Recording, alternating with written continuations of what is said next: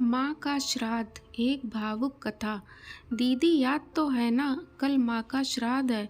हमने बड़ी पूजा रखी है उनकी आत्मा की शांति के लिए, इसीलिए आपको सहपरिवार के साथ आना ही है। रूही अपनी ननद कोमल को फोन पर कहती है। तभी कोमल उसकी भाभी को बोली, मैं नहीं आ सकती। आपको तो पता ही है कि उनको छुट्टी नहीं मिलेगी। अरे दीदी, ऐसे कैसे? माँ के जमाई और बेटी उनके श्राद्ध में नहीं आएंगे तो उनकी आत्मा को शांति कैसे मिलेगी? इसीलिए आपको आना ही पड़ेगा। बाकी मुझे कुछ भी नहीं पता। इतना बोलकर रूही ने फ़ोन रख दिया। इधर कोमल पुरानी यादों में खो गई। जब उसके पापा की मृत्यु हुई थी तभी कोमल अपने मायके गई हुई थी। कोमल को माँ बोली, बेटा तुम्हारे पापा मुझे छोड़कर अकेले ही चले गए। पता नहीं अब किसके आधार पर छोड़ कर गए। माँ कोमल के गले लगकर रो रही थी। तब कोमल बोली, यह सब लोग तो हैं ना, भैया भाभी और बच्चे, तो चिंता क्यों करती हो? कोमल कई दिनों तक अपनी माँ के पास रहकर आई थी, लेकिन हमेशा ज़्यादातर फ़ोन पर बोलना होता था। कभी कॉल पर तो कभी वीडियो कॉल पर बोलना होता था। बेटा क्या बनाया तूने? एक दिन माँ ने वीडियो कॉल पर पूछा।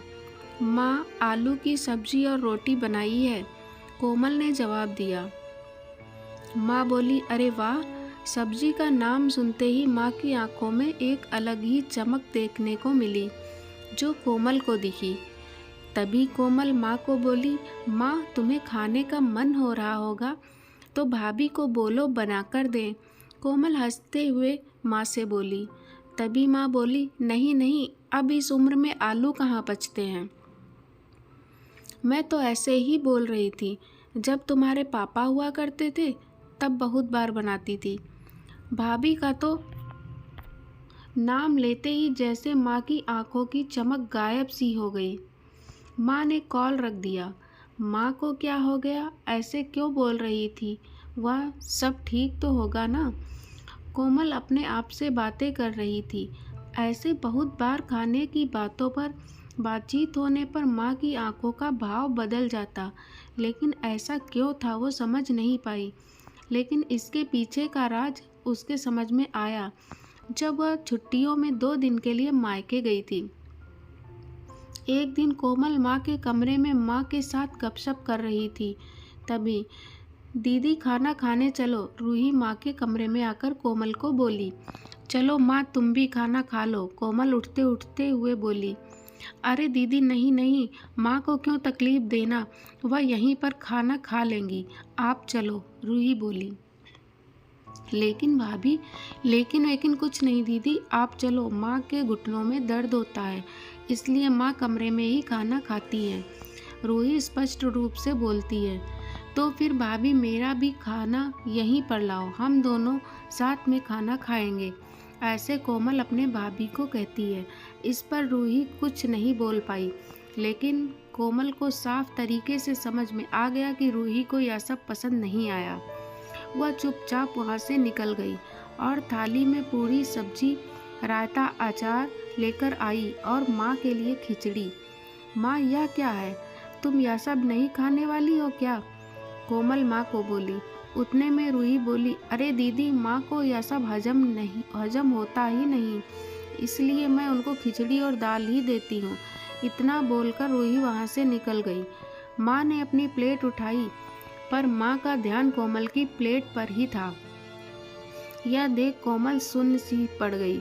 उसने माँ के मुंह में एक पूरी का निवाला डाला, लेकिन माँ ने मना कर दिया। तब कोमल ने अपनी माँ की आंखों में वही भाव देखा था जो वीडियो कॉल पर देखा था। पता नहीं भाभी का डर था या लड़की के निवाले का मोह था।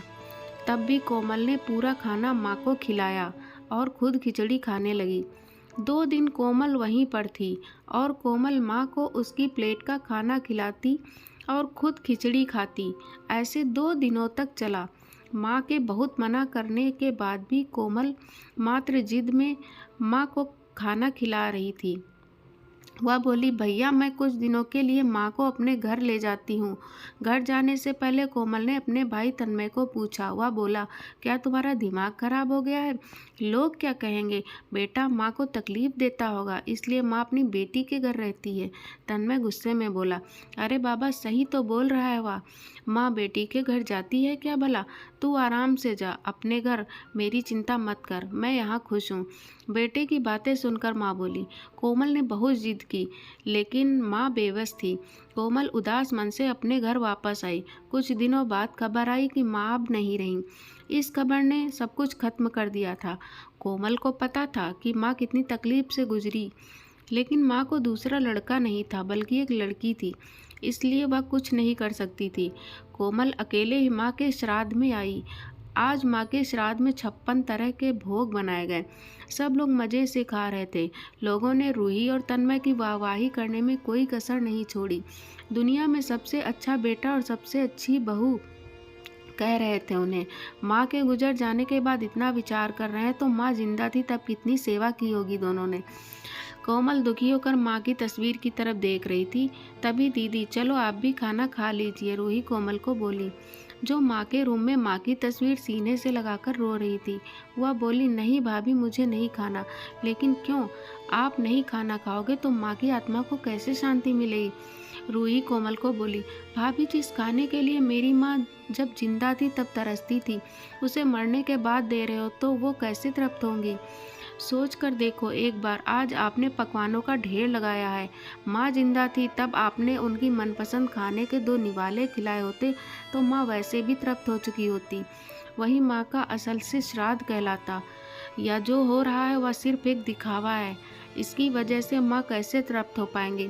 और जो घर से मेरी माँ अतृप्त होकर चली गई, वह घर से मैं कैसे खाना खा सकती हूँ भला? कोमल चिढ़कर रूही से बोली। तभी वहाँ पर तन्मय भी आ गया। भगवान की लाठी में आवाज़ नहीं होती है भैया भाभी, वो जब भी किसी पर पड़ती है ना, तब जख्म बहुत गहराई तक और ना भरने वाली होती है। आप भी तो 2 बच्चों के माता पिता हो, लेकिन मैं भगवान से दुआ करूंगी कि आप जब तक जिंदा हो तब तक आपको अतृप्त ना रखे। माँ ने तो अपना वनवास भोग लिया, कहीं नया जन्म लिया होगा, लेकिन आपकी ज़िंदगी बहुत बड़ी है। कोमल ऐसा बोलकर माँ की तस्वीर लेकर चली गई। पीछे रूही और तन्मय की गर्दन शर्म से झुक गई। दोस्तों, माँ बाप जिंदा है तब तक उनकी सेवा करना, उनकी हर इच्छा पूरी करना, वही उनका असली श्राद्ध होता है। उनकी मृत्यु के बाद कितने भी 56 भोग बनाए, सब व्यर्थ है। आशा करती हूँ कहानी पसंद आई होगी। कृपया चैनल को सब्सक्राइब जरूर करें। जय हिंद दोस्तों।